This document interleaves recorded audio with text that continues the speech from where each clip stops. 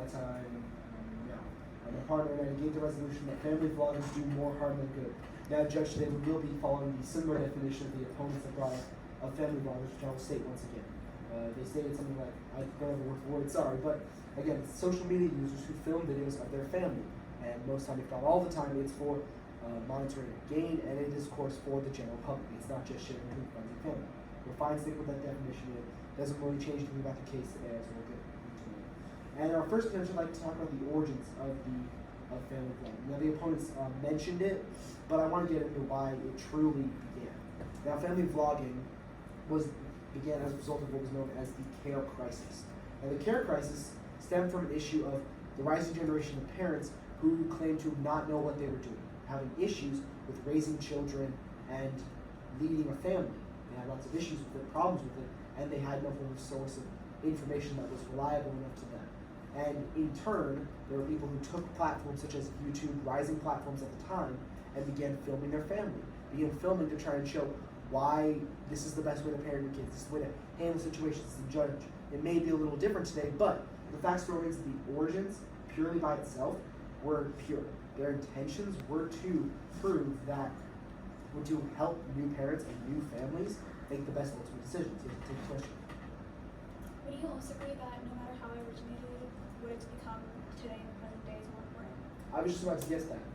Yes, that is exactly true, but we can't necessarily shy away from that origin.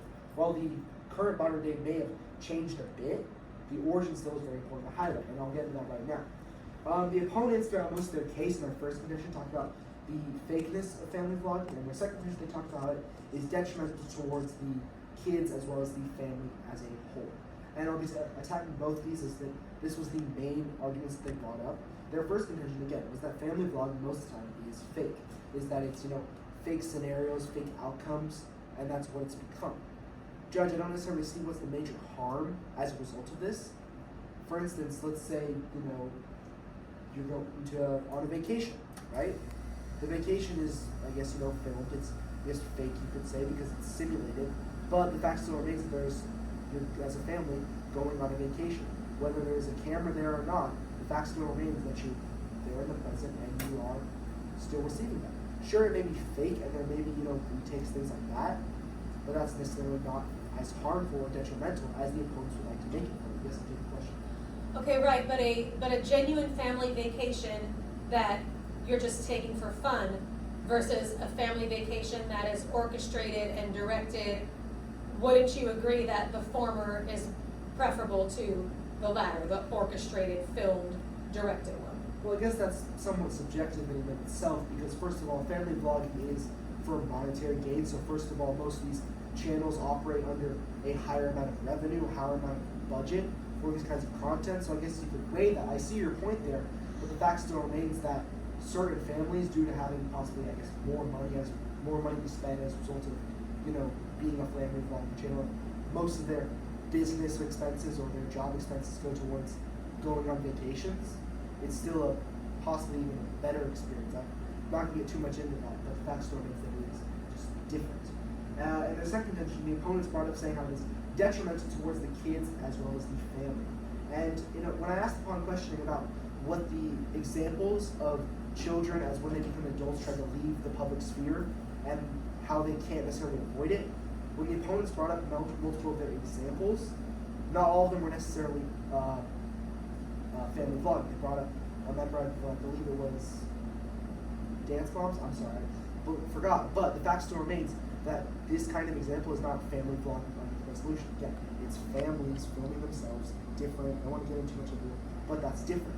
The fact still remains that family vlogging, while having millions of views, I guess, making up a large portion of content for certain platforms, it's not necessarily something to where you can't leave, because again, most of the viewers for family vlogging are children or even new parents, and once that person leaves family vlogging, they really have no use to learn about the life of this person.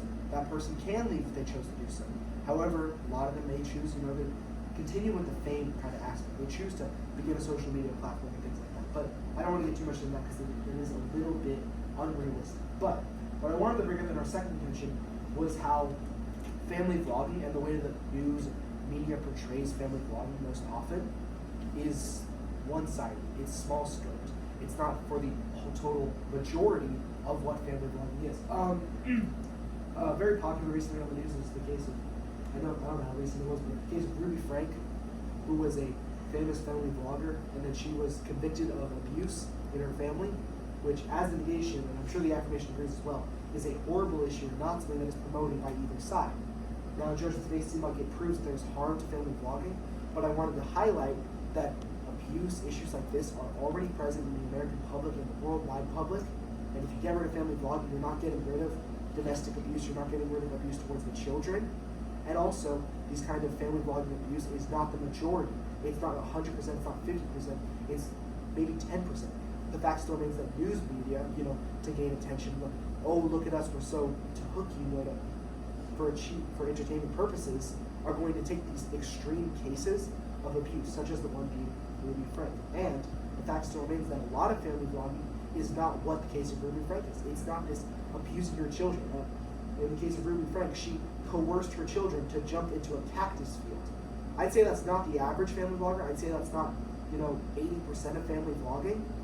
I'd say that, there's some crazy people, I guess, out there, but that's present in family vlogging. It's present in everything, every aspect of media, in every aspect of the world. It's not necessarily something that can be removed as a result of, painting family vlogging as such as harmful thing. I'll take a question. But do you also agree that if we got rid of family vlogging altogether, it would get rid of the problem of child exploitation and presumption on the internet? Was that what you said? No, I would not say that whatsoever. First of all, there's other outlets for that. The opponents brought up children who are put on TV shows, reality TV shows, for different games are being exploited for that. There's other outlets of it. I'm not going to get too much into that, but the fact still remains there's plenty of other outlets, and specifically for abuse, whether that is exploitation through media, whether that is, not treating them right at the home.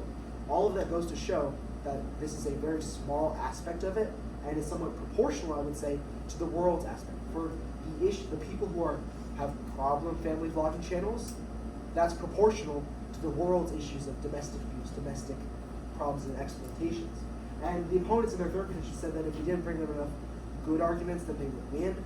So I'll go over the good points. First of all, again, it reflects the fact that this is something where the consumer receives entertainment. It's purely, again, an entertainment purpose.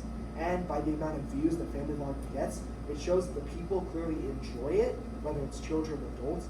The majority of the people who watch it, enjoy it, that's why they watch it in the first place. But that goes to show that, again, it's popular, and also for the family, it gives them a platform, a presence on social media.